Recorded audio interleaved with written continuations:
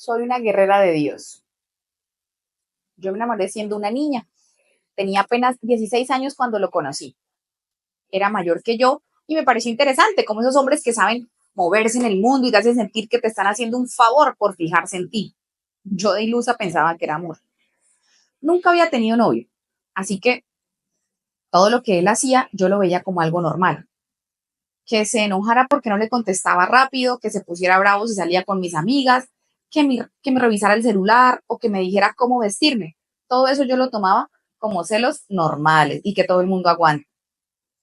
Aparte pensaba que era una prueba de cuánto me quería, que me cuidaba. Me convencí de eso y así fue como empecé a ceder. Empecé a dejar de hablar con mis amigas, a vestirme como él quería, a estar disponible siempre para él. Me fui acostumbrando a eso poquito a poquito y ni siquiera me daba cuenta. Pasó el tiempo y también me alejé de todo y de todos. Mi mamá y mis hermanos no lo querían, pero yo los ignoraba. Me metí en la cabeza que él era el amor de mi vida, que los demás no lo entendían y que yo iba a ser capaz de cambiarlo. Tonta, pero bueno, claro. Una con 16 años cree que se las sabe todas y ¿Tú no le, sabe nada. tú le dijiste tonta? No, ella misma. Uy, me asusté porque tú no eres de decir eso. Él tenía una manera de hablar que me enredaba, me confundía, me hacía sentir culpable. Siempre era mi culpa. Si él se ponía bravo era porque yo lo había provocado. Si él me dejaba de hablar era porque yo no había sabido comportarme. Uf, es que a mí me hierve, pero me tenía convencida de que todo lo malo que pasaba entre nosotros era por mí. Claro, la manipulaba. A veces era tierno, eso era lo más enredador, me confundía, porque después de hacerme sentir como basura venía con regalos, con mensajitos, con canciones, con lágrimas.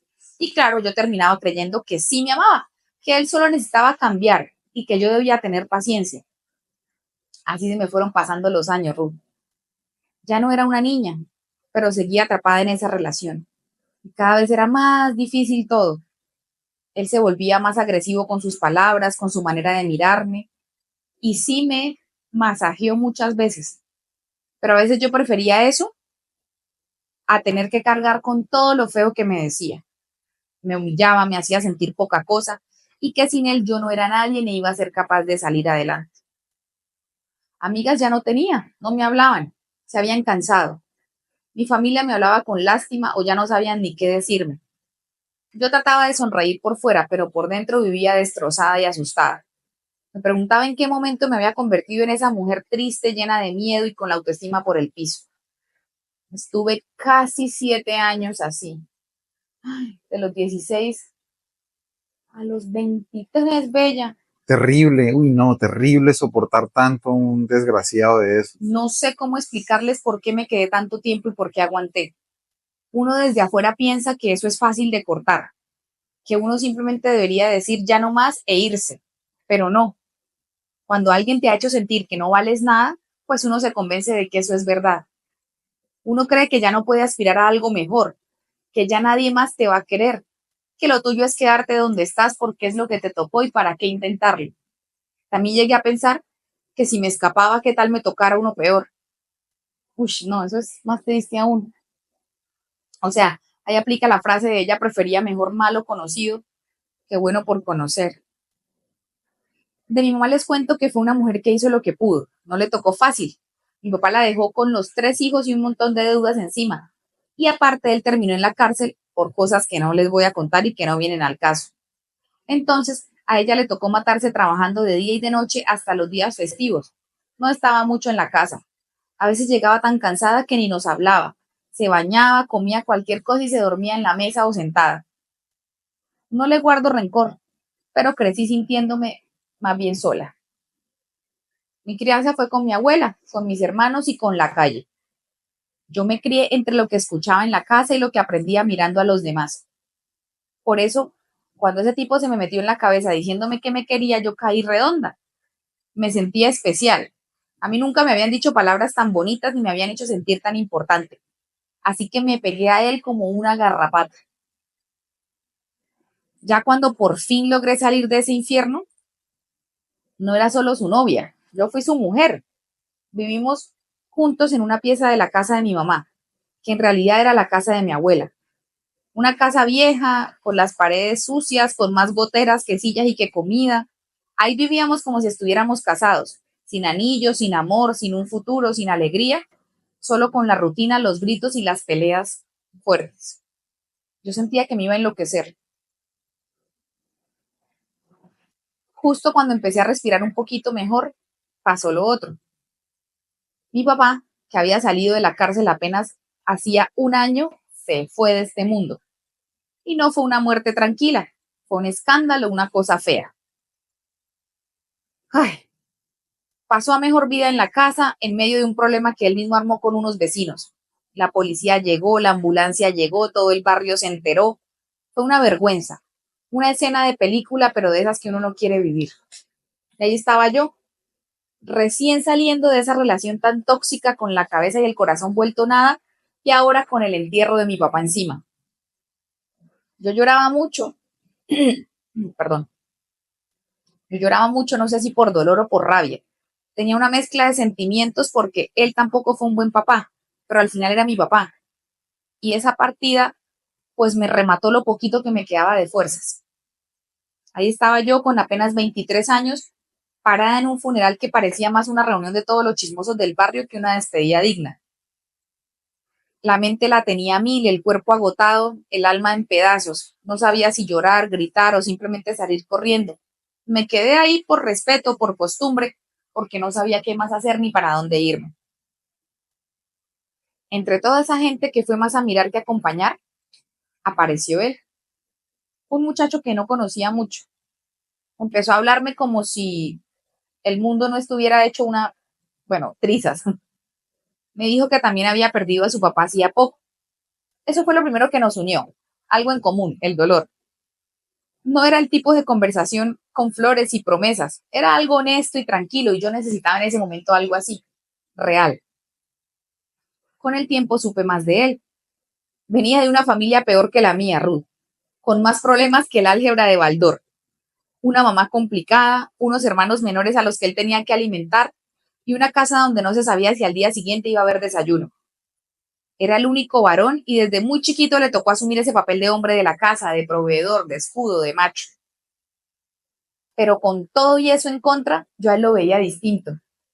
No era un angelito ni nada por el estilo, pero tenía algo, era serio pero no amargado. Y sabía guardar silencio, pero ya no me daba miedo. No tenía los vicios que se cargaban los otros pelados de la zona. No lo veía por ahí metido en cosas raras ni en la esquina con las bebidas pues me entendieron. Él era más de trabajar, caminaba mirando al piso, se quedaba calladito cuando no tenía nada bueno que decir y eso me llamó mucho la atención, porque después de tantos años con alguien que parecía vivir para armar conflicto. Y antes de continuar, si te está gustando la historia, si te atrapa como a mí, si te gusta lo que hago y lo que les cuento, no te olvides de darle suscribir al canal. Pero sobre todo activar las notificaciones porque así YouTube te avisa todos los días que tengo video nuevo. Y les tengo video nuevo todos los días, bellas. Así que apóyenme acá. Si ya lo hicieron, seguimos con la historia. Sí. Después de tantos años de vivir así, con alguien malo que solo armaba conflicto, encontrar a un hombre que se callaba cuando tocaba y que no tenía necesidad de imponer nada o gritar, me resultó diferente, atractivo, era tranquilo, seguro. Era como si yo también necesitara a alguien así. Y como si la vida me estuviera ofreciendo una pequeñita pausa en medio de tanta locura. Total, empezamos a salir. Al principio era muy raro. Yo venía toda rota y destrozada de esa relación tóxica. Y él tampoco era que tuviera la vida resuelta. Pero siento que entre los dos sí hubo algo muy bonito. Era amor y respeto. Sí, nos hablábamos con mucha sinceridad, pero nos escuchábamos y sobre todo nos cuidábamos. Eso era muy nuevo para mí. Me sentía cuidada, pero sin miedo, sin gritos y sin sentirme chiquitica. Pero como siempre, lo bueno no dura mucho. Y pasa sobre todo cuando uno viene de un pasado complicado y un entorno difícil. Mi ex, ese que me había hecho tanto daño durante casi 7 años, no aceptó que yo siguiera adelante. Se volvió un tormento, una sombra, no nos dejaba en paz. Nos perseguía, nos insultaba, se puede decir, amenazaba. Y si no, no, sí se puede. Sí, no estamos incitando a nada de esto. No hay que editar. Señor Internet.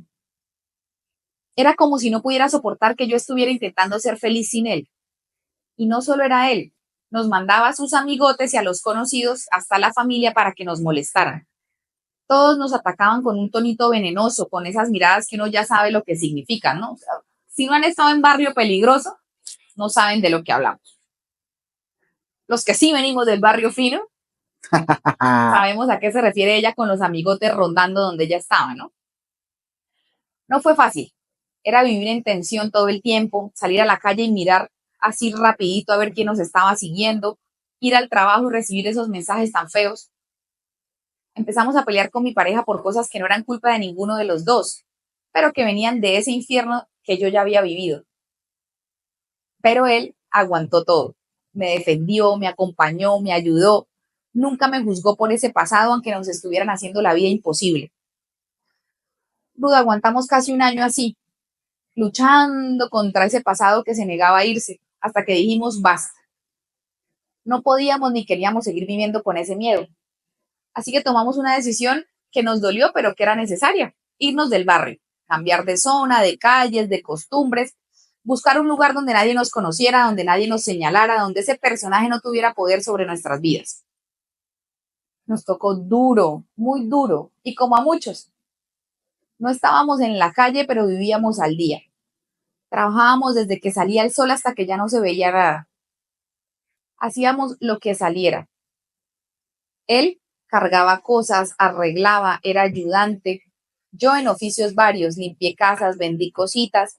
Apenas si nos alcanzaba para lo básico, que era pagar un arriendito, comer lo justo, y aún así siempre tratábamos de mandar algo a nuestras mamás, porque sabíamos que allá también la situación era pesada. Soñábamos con tener nuestras cositas, por ejemplo, una nevera para no tener que comprar hielo a diario, una estufa para cocinar sin miedo a que se apagara el fuego. Cuando ya estábamos casi ahí con los pesitos contados para por fin comprar eso de segunda, mi mamá se enfermó. Fue de un momento a otro. Como ella nunca se quejaba, cuando nos dimos cuenta ya era grave. Y toda la plática que habíamos ahorrado se nos fue en médicos, exámenes, tratamientos y transporte. Como si la vida no se cansara de ponernos pruebas, a los 6 meses se fue de este mundo la hermanita menor de John, mi pareja. Eso nos partió de una forma increíble. Era una niña buena, estudiosa, alegre, pero una bala perdida en medio de un tiroteo ajeno se la llevó. Ella no tuvo la culpa de nada, nosotros tampoco. Y vi cómo John se rompía por dentro. No se dejó caer, pero estaba muy mal. Lloraba, apretaba los dientes, se quedaba sin respiración. Eso lo hacía en las noches y al otro día se paraba a trabajar como si nada. No por frialdad, sino Sino porque porque toca, uno no se puede chinga. dar el lujo de parar. Así es la vida a veces de cruel y de dura y hay que seguir porque parar es un lujo que no algunos no nos podemos permitir. La mayoría, more. Eso, mamona. De nuevo, juntábamos los pedacitos de esperanza que nos quedaban, nos ayudamos entre los dos para salir de ese golpe tan duro. Pudimos volver a ahorrar poquito a poquito, centavo a centavo. Y cuando empezábamos a ver la luz, llegó una sorpresa. Quedé embarazada, Ruth. No fue planeado, pero no nos dio miedo. Al contrario, fue como si ese bebé viniera a darnos un motivo de alegría. Algo que nos recordara que a pesar de todo, aún teníamos más razones para seguir. Nos amábamos, nos respetábamos y aunque no teníamos lujos ni nada asegurado, sabíamos que íbamos a hacer lo posible por ser buenos papás para esa criatura. Yo tenía en ese momento más de 24 años y John 26. Y aunque la vida no había sido nada fácil, sentíamos que por fin algo bueno venía en camino. Pero otra tragedia nos golpeó como nunca. A veces siento que la vida nos pone pruebas que parecen imposibles. Mi niño nos nació enfermo.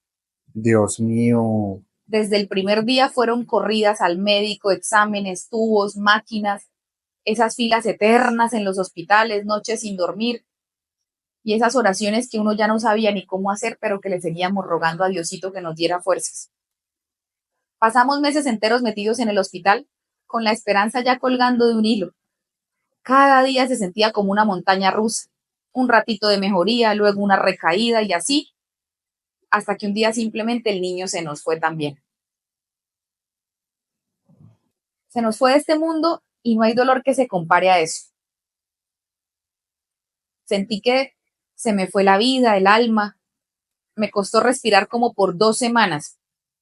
Solo pensaba en su carita, en su cuerpito chiquito. Luchó tanto y yo sufrí tanto que me dolía hasta el cuerpo. No era solo el alma, no sé cómo explicarles. John también estuvo a mi lado, obviamente. No sé quién sufrió más de los dos. Lloraba sin parar ese hombre, pero se mantuvo a mi lado y no me soltó. Nos prometimos no dejar que el dolor nos rompiera. Seguimos luchando, con más silencio que antes, obviamente por la tristeza, pero con mucho amor. Volvimos a trabajar y sí, como se lo estarán imaginando, no tuvimos ni siquiera una semana de duelo por haber enterrado a mi bebé. Teníamos que vivir el día a día, sostenernos con lo poco y agradecer lo que teníamos. No fue fácil, nada nunca lo ha sido en mi vida. A mis 28 años volví a quedar embarazada. Me moría del miedo, me temblaban las manos en cada consulta, yo rezaba sin parar. Obviamente venía con el trauma de lo pasado. Esta vez todo salió bien, Ruth.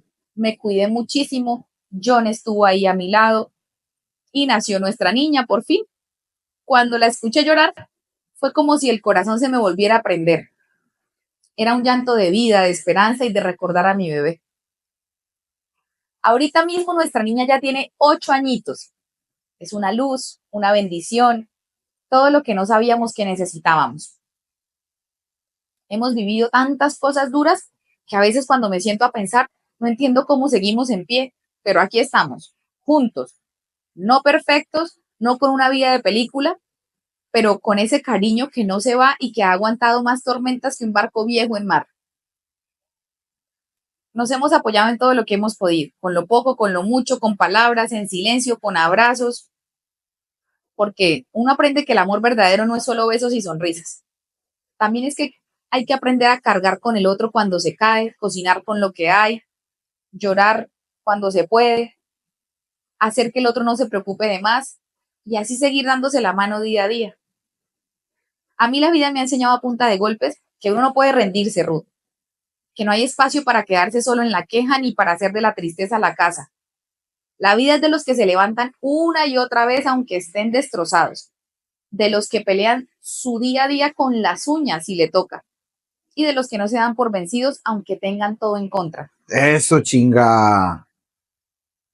Actualmente los dos tenemos un buen trabajito, cuidamos a la niña y pagamos el arriendo de una casita decente. Con lo poco que a veces nos queda, ayudamos a nuestras mamás.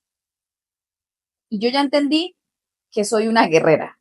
No por valiente, sino porque no tuve opción, Ruth, no había de otra. Me tocó aprender a ser fuerte. Tuve que sacar esas fuerzas cuando pensé que no las tenía.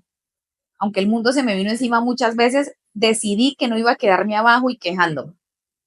Y si tú estás leyendo esto y te sientes igual, solo te digo que no estás sola y que no te rindas.